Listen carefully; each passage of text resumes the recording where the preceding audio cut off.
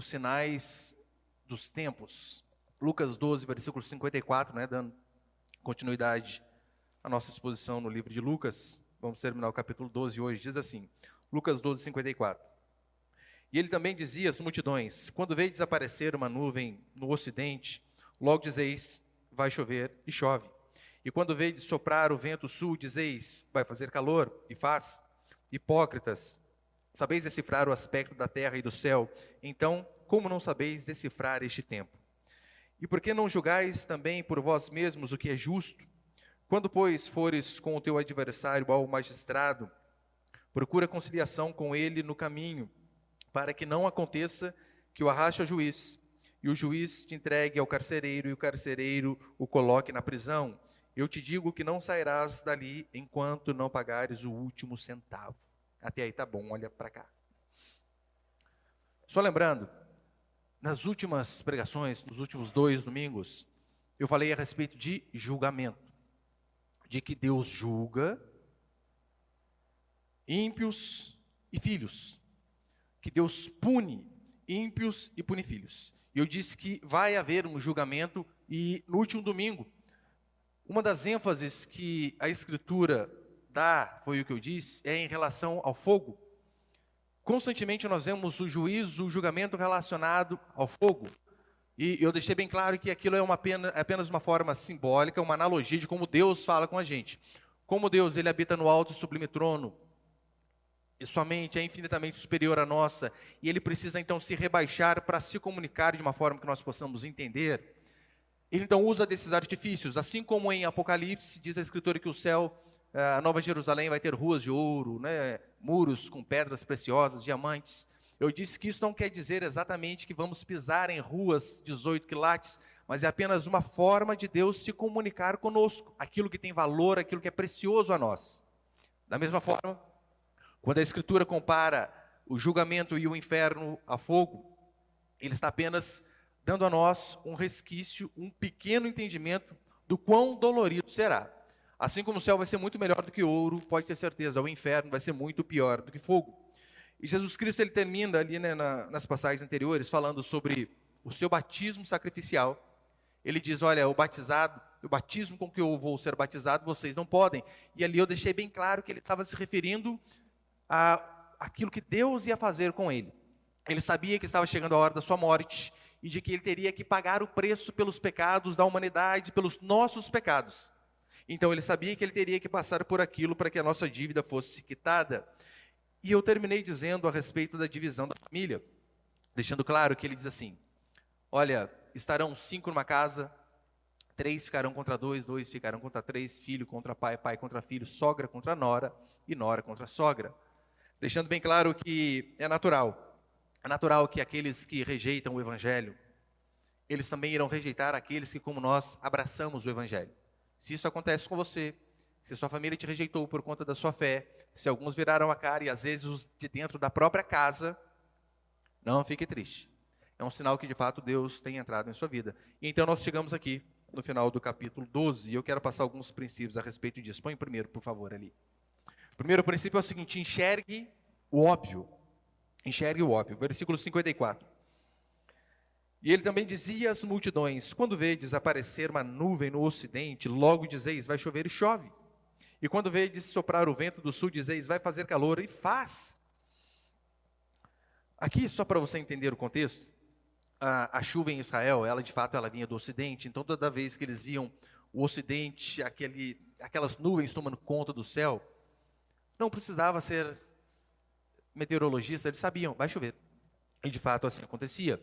Em compensação, quando vinha um vento do deserto, um vento muito quente, trazendo calor, ele sabia, hoje vai ser um dia daqueles, vai fazer muito calor. E assim acontecia.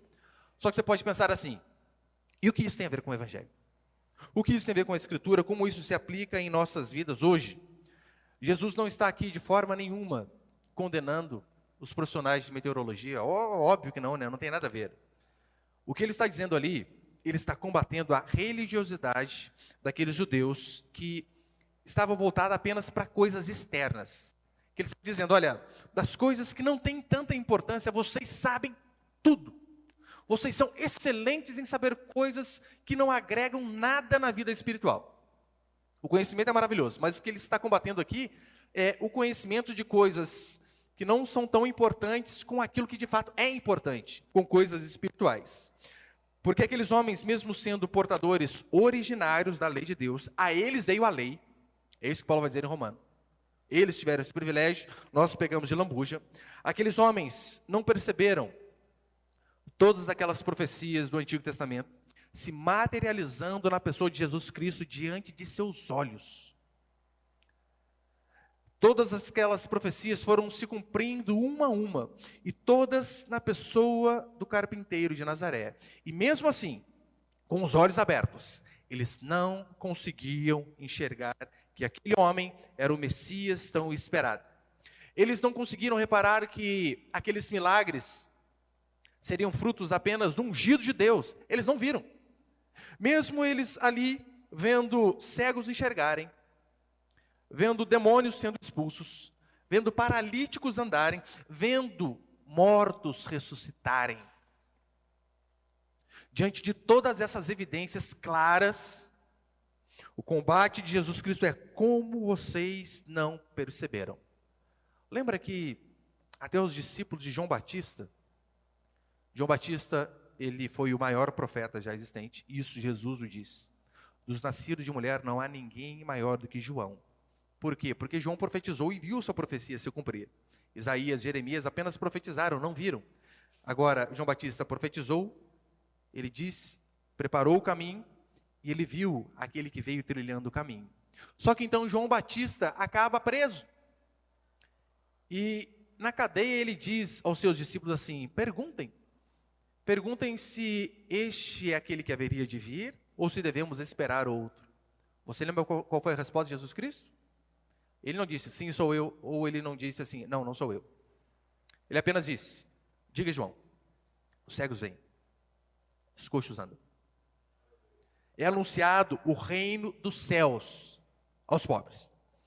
Então, aqueles homens, mesmo sendo fiéis, discípulos de João, eles não conseguiram ver o óbvio.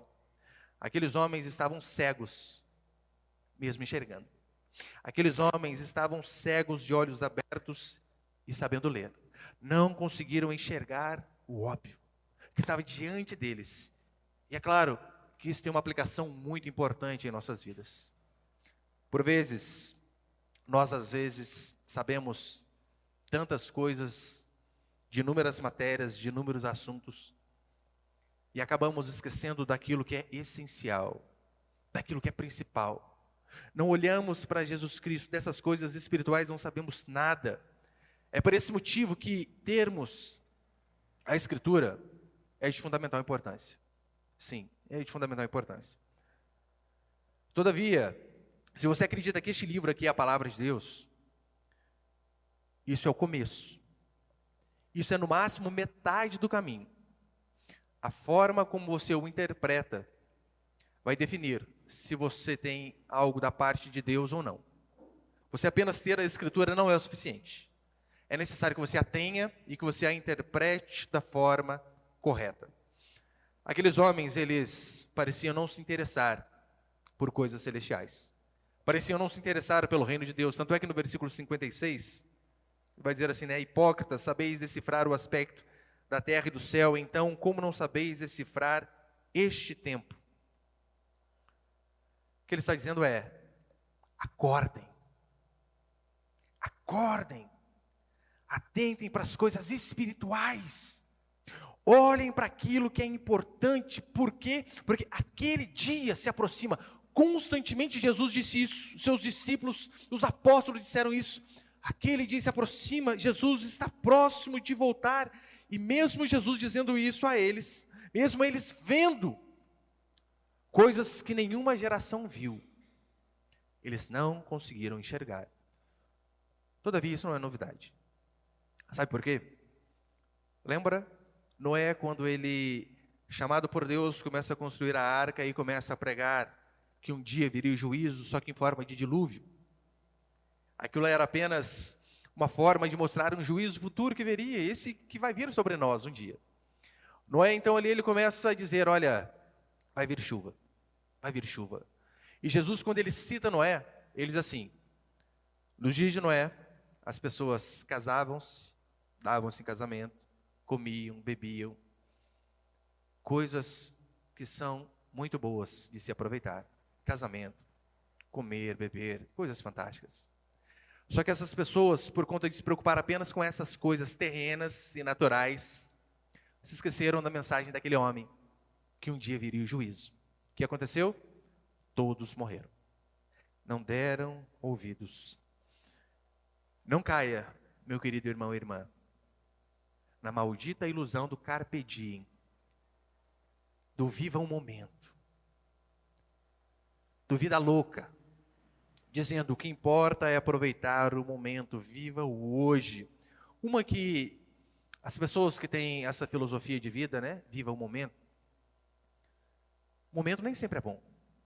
Você sabe, mesmo pessoas que destravam a mente e tentam enxergar pontos positivos em tudo, há dias de chuva, há dias onde a vida se endurece e nós precisamos ser mais duros do que a vida. Diga para uma pessoa que está no leito do hospital: viva o momento, curta o momento agora. Como? Diga para um preso: aproveite a vida. Diga para alguém que acabou de perder um parente: desfrute do momento. Ele não vai conseguir, não vai. Não estou dizendo que é errado, de forma nenhuma, né? Talvez você pense assim: pastor, então a gente tem que viver uma vida de sofrência. Claro que não. Podemos desfrutar da vida, devemos desfrutar da melhor maneira possível, porque temos uma só. O que nós não podemos fazer é cair naquele erro que Paulo diz: se a nossa esperança em Cristo se limita apenas a esta vida, somos os mais infelizes de todos os homens. Ele diz que ele não diz assim: nós não podemos ter esperança nessa vida. Podemos. O problema é se a nossa esperança em Cristo está apenas aqui. Se você acha que a sua felicidade ela vai ser completa no dia em que você conseguir a sua casa própria, comprar o seu carro zero, juntar o seu primeiro milhão. Se você acha que a sua felicidade vai vir quando você conquistar essas coisas, aí Paulo diz: você vai ser infeliz, porque a sua felicidade está baseada apenas aqui. Nós temos que aproveitar essa vida para ver a Cristo, não apenas para vê-lo, para viver para Ele. Para ver a Cristo e para viver para Ele. Por quê? Porque quando o Senhor voltar para nós, não haverá segunda chance. Quando as portas deste mundo se fechar, meu irmão, não adianta você ter deixado bilhete para a família dizendo: missa de sétimo dia, vai lá, paga não sei quantos, rezem por mim, orem por mim. Não, acabou.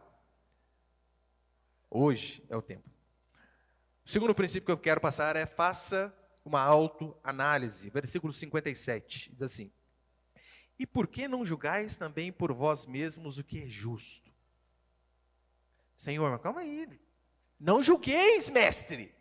O senhor está falando para julgar? Não é esse o tema meu hoje, óbvio, né? Mas este versículo de Mateus 7:1, não julgueis para que não sejais julgados, talvez é o versículo mais distorcido da cristandade moderna. É óbvio, eles citam este versículo quando você os cutuca em relação a algum pecado. Esses dias um rapaz ficou bravo comigo porque eu fiz um artigo onde eu escrevi Deus normal, né? Como a gente escreve, D-E-U-S. Então ele me mandou uma mensagem dizendo o seguinte: não chame Deus de Deus, chame-o pelo nome certo, YHWH. Sabemos que é apenas uma tradução aportuguesada, né? E eu disse assim para ele: óbvio, você está certo. Mas se você puder só tirar foto sem camisa do seu perfil também, acho que vai ajudar, né? Não adianta chamar Deus de YHWH, tá essa foto sua sem camisa, parecendo todo o esqueleto do seu corpo aí. Para mostrar, né, a hipocrisia de muitos. Jesus, ele disse que nós devemos julgar todas as coisas. Os apóstolos vêm e dizem: examinai tudo e retende o bom. Tudo na vida nós julgamos, e aqui Jesus Cristo deixa bem claro, apesar que Mateus 7:1, que a Bíblia dos crentes de hoje é assim, né? Mateus 7:1, o que tem depois? Fim, acaba. Não existe continuação. Se você apenas continuar a ler do versículo 2 em diante, você vai ver que Jesus disse: olha, Não julgueis para que não seja julgado. E depois ele começa a explicar as formas corretas como nós devemos julgar. Ele diz, olha, não julguem pela aparência, ou seja, você viu uma pessoa que parece humilhante, um ladrão. Você julga pela aparência, ele vai dizer não.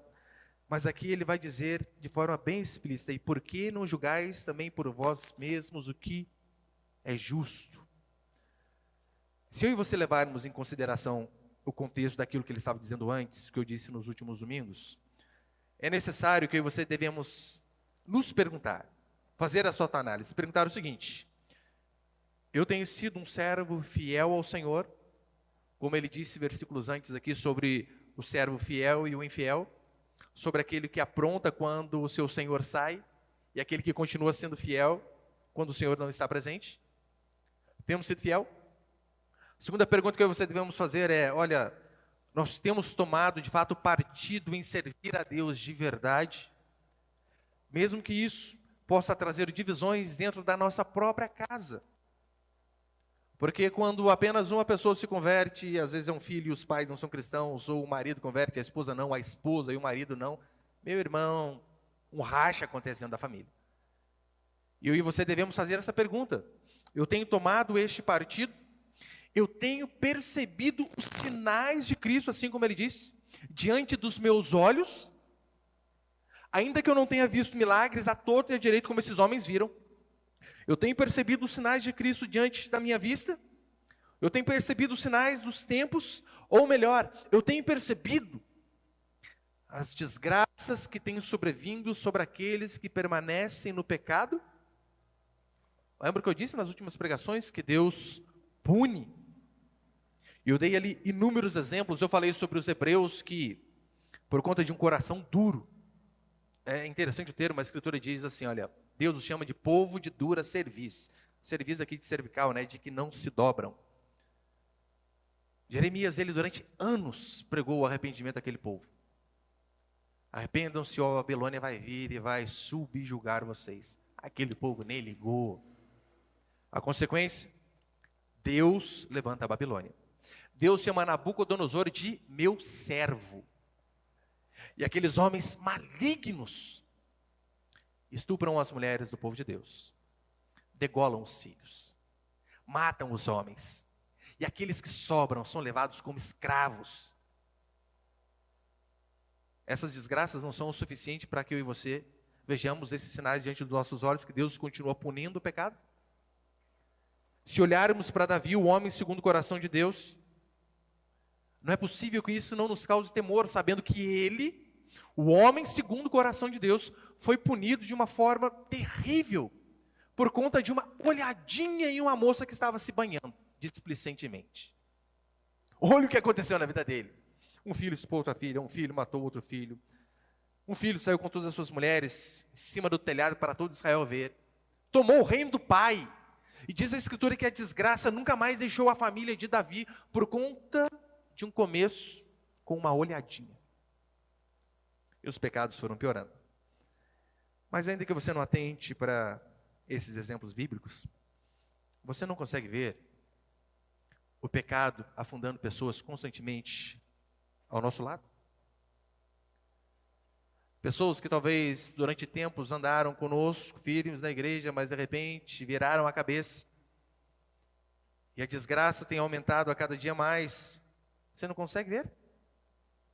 Deus subjugando essas pessoas? Casamentos sendo arruinados? Filhos se perdendo a cada dia mais? De pessoas que você conhecia, que você conhece. Você não consegue perceber, por vezes, a desgraça que tem ocorrido em sua própria vida por conta dos seus pecados, mesmo dentro da igreja? Não consegue perceber? Você sabe, né? Tem o sábio, o inteligente e o burro. O sábio é aquele que vê o erro de alguém e não vai por aquele caminho. O outro errou, eu não vou andar naquele caminho. O inteligente, ele está um nível um pouquinho mais abaixo, ele aprende com os seus próprios erros. O burro, mesmo sendo constantemente flagelado, não se dobra, não aprende, não se arrepende e continua fazendo o que é errado. Quantos Quantos casamentos eu conheço, e vocês conhecem, que tem definhado, que tem acabado por conta de princípios básicos que não têm sido obedecidos. Muitos. Quantas vezes eu já ouvi vários irmãos dizendo para mim que, olha, a minha esposa se arrumava tanto antes, agora nós estamos casados há 10, 12, 15 anos, não se arruma mais. Porque a gente é crente, a gente está casado, eu não preciso mais conquistá-lo. Sendo que isso é um erro. A nossa igreja está cheia de grávida agora. Gravidez não é motivo para não se cuidar. Principalmente depois que tem a criança. O que muitas mães fazem? Depois que tem a criança, mas não quer saber nem de pentear o cabelo, porque se acha no direito.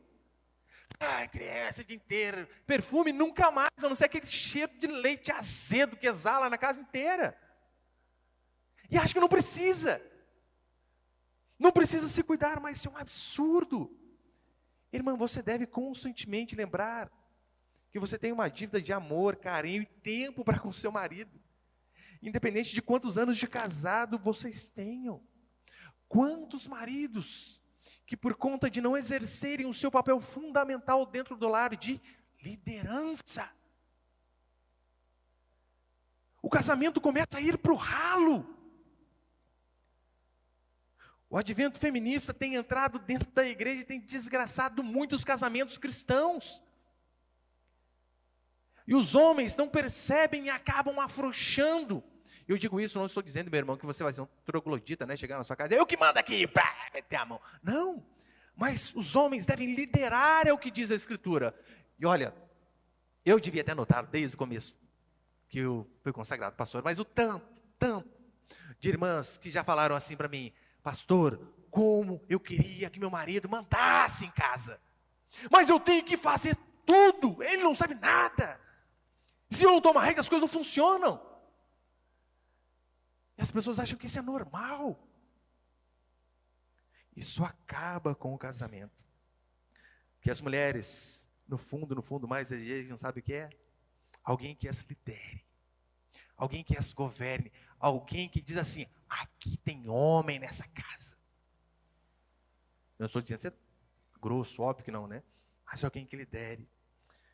Homens devem governar e amar as suas esposas de fato e de verdade. Elas clamam por isso e esse é um dever nosso. Devemos lembrar de Efésios que diz que, se necessário for, devemos morrer pela esposa. Morrer. Hoje em dia, eles não fazem nada disso. E muito por culpa das mulheres, que querem encabeçar tudo e por conta disso a vida é uma desgraça. Por isso, minha querida, talvez um exemplo que você tem que ter de marido secular seria o Júlio. Aquele cara trabalha em 2 trabalhos para dar uma vida boa para a esposa. É o que falta às vezes muitos maridos fazerem. Se desgastarem no trabalho, para que a esposa não precise se desgastar. Não espere o seu casamento acabar, os filhos se perderem, para que então você perceba o óbvio, que você precisa de Jesus Cristo em sua vida. Esses homens não viram aquele Cristo Jesus diante dos seus próprios olhos. Por isso, eles sabiam de tudo, mas não atentaram para o mais importante. Não espere. Não espere vir o desemprego, não espere quebrar financeiramente. Não espere que a dificuldade bata a porta, para que você perceba o quanto você precisa de Jesus Cristo. Terceiro princípio é o seguinte: reconcilie-se com Deus enquanto há tempo.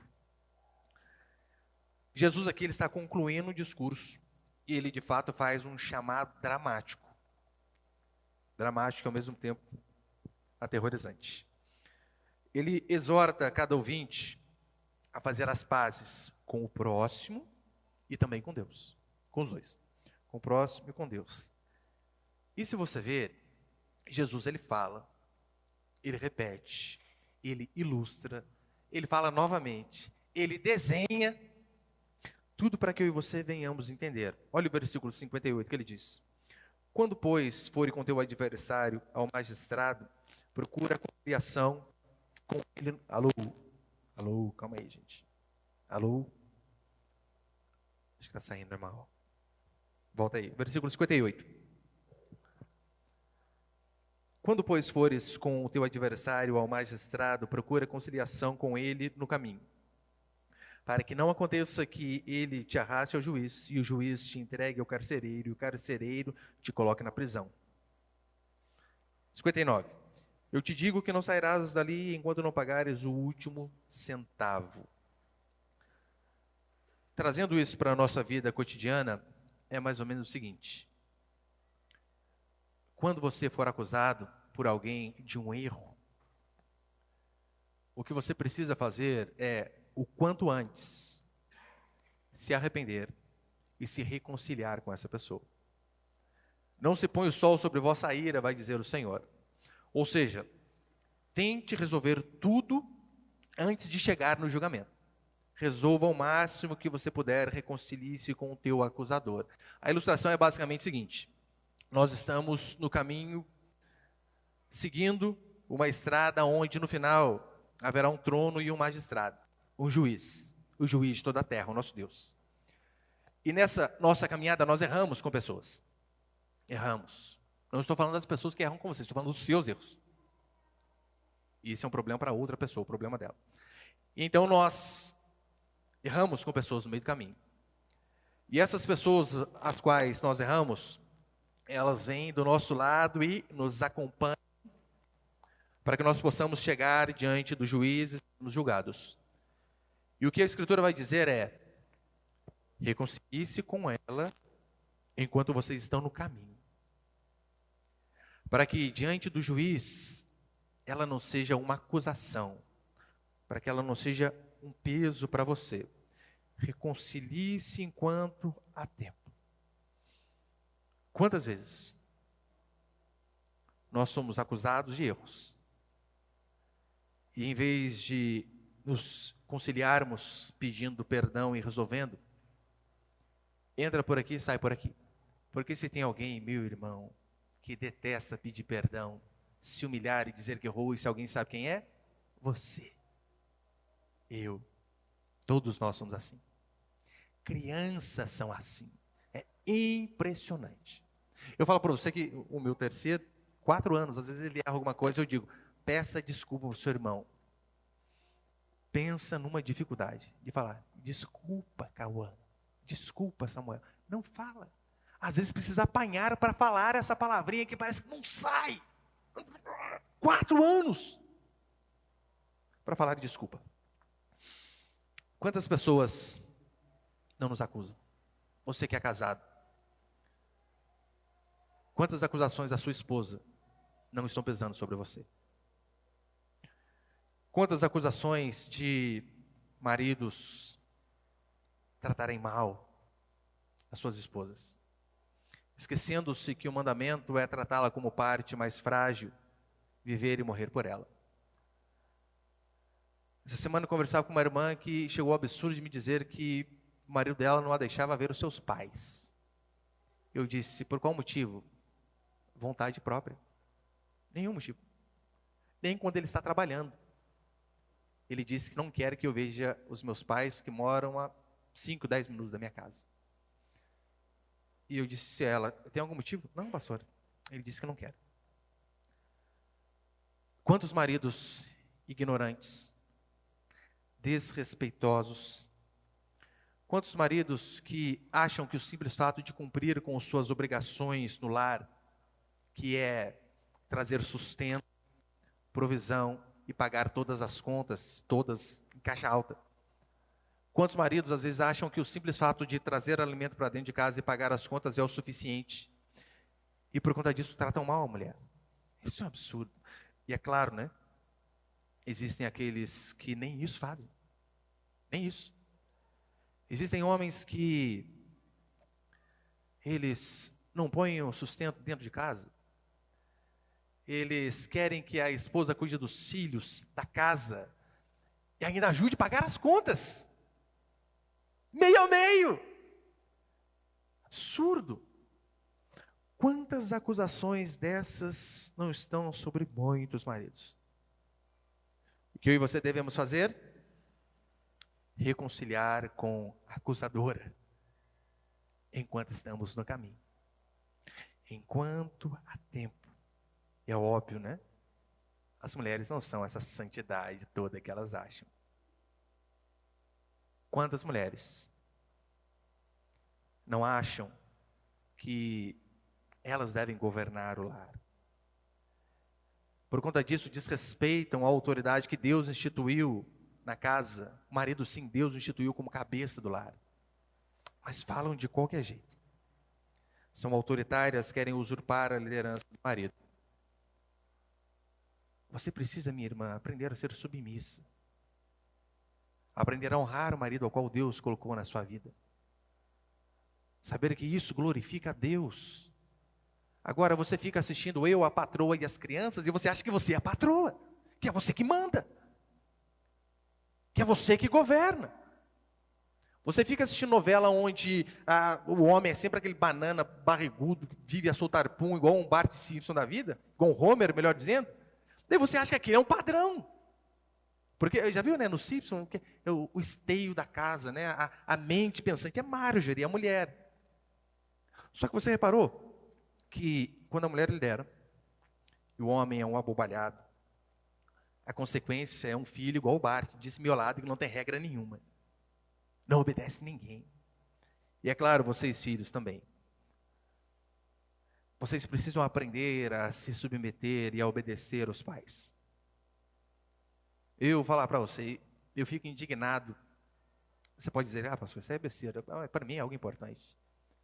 Filho chamar pai e mãe de você, para mim, dá até tremelique seu bolso. Como assim você? É amiguinho de escola agora. Você chama policial de senhor, chama juiz de senhor, agora pai e mãe é velho? Uma vez uma irmã, ela atendeu o telefone na minha frente, a mãe, fala velha, mas quase...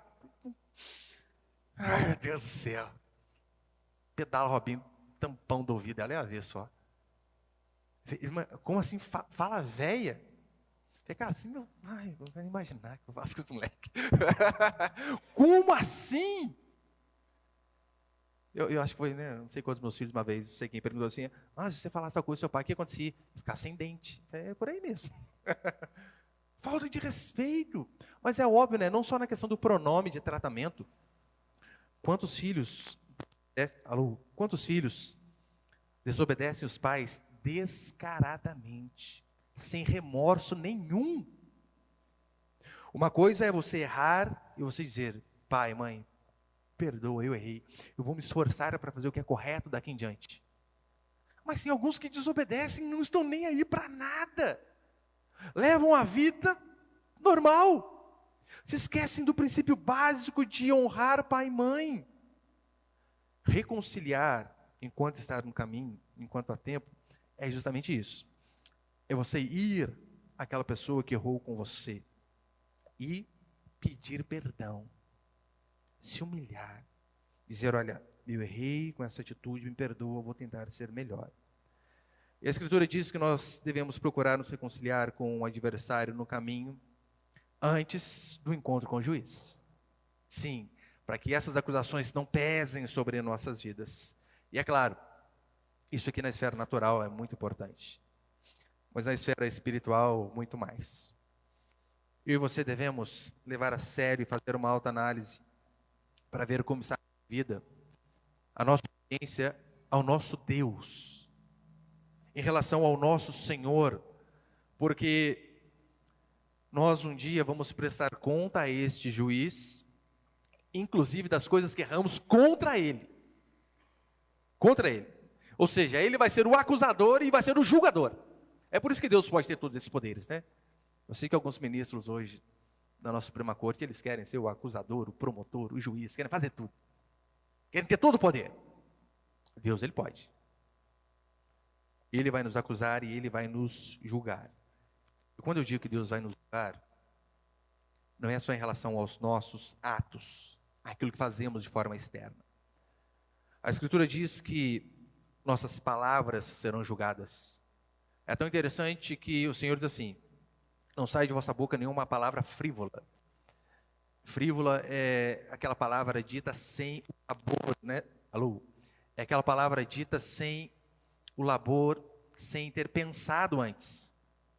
Sabe quando você fala alguma coisa? Ah, mas eu falei sem pensar, né? Falei de cabeça quente, né?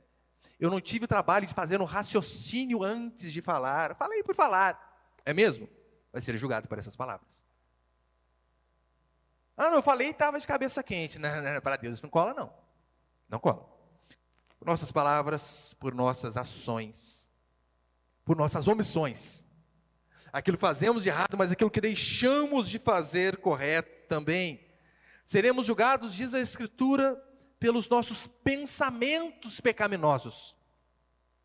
Toda vez que eu passo por aquela passagem onde diz que um dia nós seremos julgados até os nossos pensamentos, meu Deus, eu me tremo inteiro. Eu tenho medo danado de que Deus ele vai nos julgar daquilo que fazemos, daquilo que não fazemos e daquilo que pensamos e das motivações erradas dos nossos corações. É tão sério isso que eu estava... tinha uns irmãos lá em casa, não, família em casa, e eu estava falando com esse casal a respeito de um aplicativo que eu vi para colocar no celular, e esse aplicativo funciona mais ou menos assim. Ele espelha a tela de outro computador ou a tela de outro celular. E eu disse, olha, eu preciso disso. Por quê? Porque eu trabalho no meu quarto, e o meu filho trabalha ali na Copa, fazendo a questão das edições de vídeo, fazendo todas aquelas coisas lá, e eu confio nele, que ele está vendo coisas decentes, não está vendo nada de errado, mas é bom a gente se precaver. Então, esse aplicativo, ele espelha a tela do computador no meu celular, então eu consigo trabalhar no meu computador sabendo o que ele está fazendo ali, no celular dele, na tela do computador, vejo tudo. Então, quando ele estava fazendo a edição de vídeo, colocou um joguinho no YouTube lá, ô fulano, o que aconteceu aí? Parou de trabalhar porque... Não, volta. Eu consigo ver, daí ver tudo, né? É o olho que tudo vê. É para ver. Para pais é algo interessante. Imagina você ter espelhado ali, eu não sei se dá para fazer com o celular, tem que ver também, computador, eu sei que dá. Aí tudo aquilo que seu filho passa ali, né, tudo que ele entra, está tudo ali para você, ao vivo. Ô infeliz, o que você está vendo? Para pais, eu acho importante. Mas, quer você queira ou não, você sabia que a tela dos nossos celulares aqui, de todos nós, elas são espelhadas diretamente diante do juiz, do Rei da Glória. Ninguém foge. Você pode, às vezes, dar aquela camburada, né? Você está vendo algum negócio, chegou a mãe, o pai, fecha a tela rapidinho, dá aquela sumida lá. Pode, claro que pode. Toma um susto, né? É impressionante. Você chega para a adolescente, não tem nada. Conosco não funciona. Diante do Senhor, está posto num telão. Tudo aquilo que nós vemos, seja numa tela, seja na rua. O Senhor sabe onde nós olhamos. A nossa vida é espelhada diante do juiz que nos julgará. E você deve levar isso a sério, sabe por quê? Paulo diz assim, porque importa que todos nós compareçamos diante do tribunal de Cristo para sermos julgados por tudo que fizemos por meio do nosso corpo. Vai haver esse dia. Todos nós seremos julgados. E no versículo 58, 59, o 59 para terminar, fechei aqui, mas tem 59. Leia comigo aí, por favor. Lucas 12, 59. E eu te digo que não sairás dali enquanto não pagares o último centavo. Aqueles que não se preparam durante o caminho, aqui é um alerta para nós. Prepare-se, porque nós estamos nesse caminho. Que ninguém nos acuse dos nossos irmãos aos quais nós erramos, mas que também o nosso Deus não nos acuse. Então nós devemos lembrar que, como ele diz no versículo 59, eu te digo que não sairás dali enquanto não pagares o último centavo. Tem uma outra versão que no versículo 58 é assim, né? Quando fores com o teu adversário, o magistrado procura conciliação com ele no caminho, para que não aconteça que ele te arraste ao juízo, e o juiz te entregue ao carcereiro. Algumas versões que diz merinheiro, mas a melhor tradução sabe qual seria? Flagelador. Flagelador, aquele que traz flagelo. Acerte-se no meio do caminho para que você não seja entregue àquele que flagela, que faz doer, e depois você seja lançado na prisão. Porque você não vai sair dali até pagar o último centavo. E aqui tem uma observação importante de fazer, que a palavra aqui, na verdade, é lepton, que significa fração de centavo, para mostrar que nós vamos pagar sobre tudo o que nós fizemos de errado. Não vai escapar absolutamente nada. Fração de centavo não vai escapar. Portanto, a nossa vida, ela é uma peregrinação, a qual nós um dia chegaremos diante do pé desse juiz para sermos julgados. E a Escritura vai dizer que convém a mim e a você, servos e servas do Senhor, observarmos tudo aquilo que está ao nosso redor, porque isso são indícios de que esse julgamento tem se aproximado a cada dia. A Escritura é taxativa em dizer que nós estamos nos últimos dias. Ou seja, Jesus de fato está às portas, e a prova disso é que nós devemos olhar para os sinais dos tempos. É o que esses homens não fizeram. Eles não viam aquelas coisas se cumprindo diante dos seus olhos. E veja se não é verdade. Jesus Cristo diz que nos últimos dias o amor de muitos se esfriaria. Vai se esfriar. Você não consegue ver isso na nossa sociedade? O amor de muitos se esfriando. Eu vi uma reportagem sobre a legalização do aborto na Argentina e na Colômbia. E então, quando saiu o veredito de que de fato tinha sido aprovado lá, as feministas, elas pulavam de alegria, você via lágrimas nos olhos delas. Esses dias eu vi uma manifestação de uma mulher: queremos o direito de matar nossas crianças. Você não consegue ver o amor de muitos se esfriando? Onde o direito de se matar o próprio filho indefeso é comemorado. Comemorado. E ontem, não lembro, uma irmã aqui da nossa igreja me mandou um print de uma conversa que ela ficou boquiaberta, onde um pai estava indignado. Indignado, sabe por quê? Ele não conseguia achar uma creche para colocar o seu filho de 20 dias. 20. E aquele homem indignado, só vou reproduzir o que ele disse. Que saco! Estou querendo um tempo em paz com a minha esposa. Depois a sociedade reclama de pais sobrecarregados, mas não disponibilizam creches para pais de recém-nascidos poderem respirar em paz. Eu só li aqui sem acrescentar nada. Você percebeu que o amor de muitos tem se esfriado? Muitos. É assim. Vamos tentar matar a criança. Se não der, com 20 dias tem que arrumar alguém para cuidar, porque a gente quer ter paz. Precisamos ter paz, porque, sobrecarregado, filho, maternidade, vou morrer. Aguenta o tranco, irmão, deixa de ser molenga, frouxo. Irmã, aguenta o tranco, vai ter tudo. Vocês vão ter filho aqui, irmãs? Essa choradeira, pastor, eu fui ao culto porque, sobrecarregado, meu neném deixou dormir. O problema é seu. O meu, o problema é meu e o problema é nosso. Se vira e faz o que tem que fazer. Vai ficar chorando. Não sei quantos dias que eu não durmo. Ninguém mandou virar o zoinho lá. Agora é filho, cuida e já era. Sem reclamar. Enfrenta. Vai ficar reclamando? Não pode. Não pode. Para a nossa sociedade, filhos não passam de estorvo. Sabe qual é o período? Sabe qual é o período que os pais mais detestam em nossa sociedade? Férias. Os pais detestam férias escolares. Sabe por quê? Eles vão ter que ficar com os seus próprios filhos. Como? 2 meses com essa peste dentro de casa. Quando começa as aulas, né, passa a vontade, você solta uma pica, um moleque, um mochila, vai embora, né? Que alívio. Não sei se mas é verdade. O tanto de mães eu já vi reclamarem. Para que 2 meses de férias? 2 meses, menino em casa.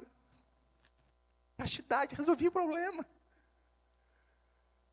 Não fez, já era, não reclama. E além do mais, essa geração de pai, mãe, Nutella, que pelo amor de Deus, né?